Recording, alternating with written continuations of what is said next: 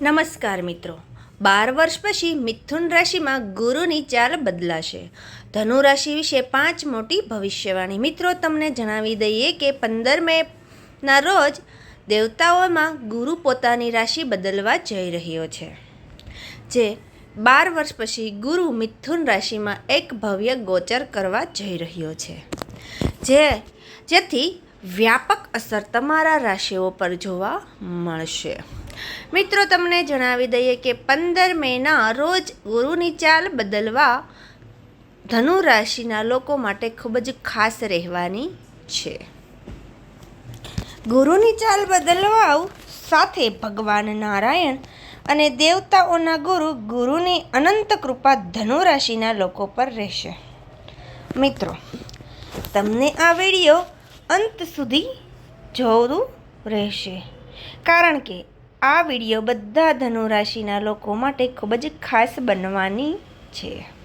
મિત્રો, તમને જણાવી દઈએ કે હાલમાં દેવગુરુ વૃષભ રાશિમાં બેઠા છે. દેવગુરુ 14 મે સુધીના આ રાશિમાં રહેશે.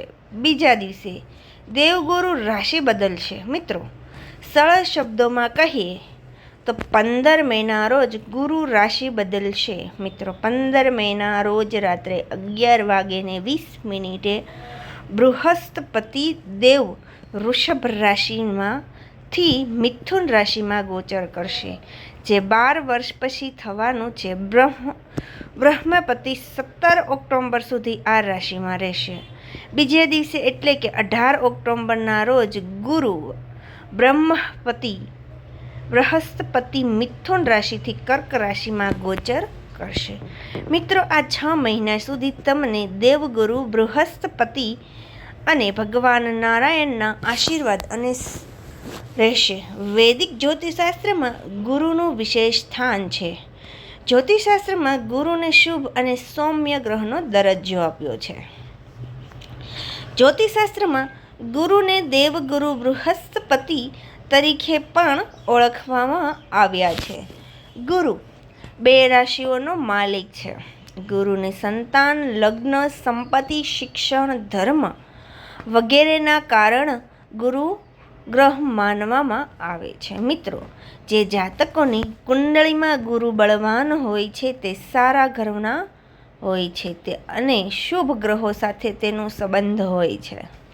તો આવા જાતક પોતાના જીવનમાં ઘણી પ્રગતિ, માન અને મહિમા પ્રાપ્ત કરવામાં સફળ થાય છે. ધનુ રાશિના જાતકો, ચાલો જાણીએ કે ગુરુના ગોચરથી તમને શું લાભ થશે અને કયા ક્ષેત્રમાં તમને સફળતા મળશે. ધનુ રાશિના જાતકો, વિડીયોમાં આગળ વધતા પહેલાં વિડીયોને લાઈક કરો અને ચેનલને સબસ્ક્રાઈબ કરો અને કમેન્ટ બોક્સમાં જય શ્રી હરિ વિષ્ણુ ભગવાન જરૂરથી લખો, જેથી ભગવાન શ્રી હરિ વિષ્ણુની કૃપા આપ સૌના પરિવાર પર બની રહે. મિત્રો, ચાલો જાણીએ કે 5 મોટી ભવિષ્યવાણી વિશે. નંબર 1, ધનુ રાશિની પહેલી ભવિષ્યવાણી કહે છે, જ્યારે દેવગુરુ 15 મેના રોજ વૃષભ રાશિથી મિથુન રાશિમાં ગોચર કરશે, આ સમય દરમિયાન ગુરુ તમારા 6થા ઘરમાં પ્રવેશ કરશે અને ગુરુની દ્રષ્ટિ 5મા ઘરમાં, 7મા ઘરમાં અને 9મા ઘરમાં રહેશે. જેના કારણે દેવગુરુ તમારા 6થા ઘરમાં પ્રવેશ કરવાથી તમને સામાન્ય કરતાં વધુ સારા પરિણામો મળશે. તેથી તમને તમારી મહેનત મુજબ પરિણામ મળશે. દેવગુરુ તમારા 5મા ભાવ ચડતા જ તમારા ભાગ્યમાં એક નવો વળાંક આવવાનો છે, જેના કારણે ધનુ રાશિના જાતકોને આગામી 6 મહિના સુધી ગુરુ તરફથી ઘણા આશીર્વાદ મળી શકે છે. 12 વર્ષ પછી મિથુન રાશિમાં ગુરુનો મહાપ્રવેશ તમારા જીવનમાં ખુશીઓ લાવશે. નંબર 2, ધનુ રાશિની બીજી ભવિષ્યવાણી કહે છે કે 15 મેના રોજ 12 વર્ષ પછી ગુરુની ચાલમાં પરિવર્તનને કારણે આ સમય તમારા નાણાકીય દૃષ્ટિકોણને ખૂબ જ ખાસ રહેશે. ગુરુ ગ્રહની કૃપાથી ની સાથે જ ભગવાન શ્રી સત્યનારાયણ ભગવાનના આશીર્વાદ પણ તમારા પર રહેશે. ગુરુ ગ્રહ અને તેમને આર્થિક ક્ષેત્રમાં વિકાસ અને પ્રગતિ પ્રદાન કરશે. તમારી અંદર એક નવી ઉર્જા આવશે. આ સમય દરમિયાન તમને પરિવારના સભ્યોનો સહયોગ પણ મળશે, જેના કારણે તમને આર્થિક ક્ષેત્રમાં નફાની ઘણી સારી તકો મળી છે. મિત્રો, એમ કહેવું ખોટું નહીં હોય. ગુરુનું ગોચર તમને ખૂબ જ સારો લાભ આપશે. નંબર 3, ધનુ રાશિની ત્રીજી ભવિષ્યવાણી કહે છે કે 12 વર્ષ પછી દેવતાઓના ગુરુ વૃષભ રાશિ સાડી મિથુન રાશિમાં પ્રવેશ કરશે. આ સમયે તમારી કારકિર્દીમાં ઘણો સારો લાભની શક્યતા રહેશે. મિત્રો, ગુરુ ગ્રહનો ગોચરથી સાથે જ ભગવાન શ્રી હરિવિષ્ણુના આશીર્વાદ પણ આ સમયે તમારા પર રહેશે, જેના કારણે તમારી કારકિર્દીમાં ઉન્નતિ અને પ્રગતિનો સમય આવશે. છઠ્ઠા ભાવના ગુરુનું ગોચર તમારા માટે ફાયદાકારક રહેશે, જેના કારણે કારકિર્દીમાં અનુકૂળતા રહેશે. ગુરુનું ગોચર આ સમયે તમારી કારકિર્દીમાં માર્ગ ખોલી શકે છે. ખાસ કરીને 15 મેથી સમય વધુ મજબૂત રહેશે, જેના કારણે ભાગ્ય મુજબ રહેશે. સમય તમારી સાથે રહેશે. નંબર 4, ધનુ રાશિની ચોથી ભવિષ્યવાણી કહે છે કે 15 મેથી દેવગુરુ ગુરુની ચાલ ઉલટી થવાને કારણે આ સમય સ્ત્રીઓ માટે ખૂબ જ સારી રહેવાનો છે. મિત્રો, આ સમય પાર્ટ ટાઈમ જોબ કરતી બધી સ્ત્રીઓ માટે સમય સારો રહેવાનો છે.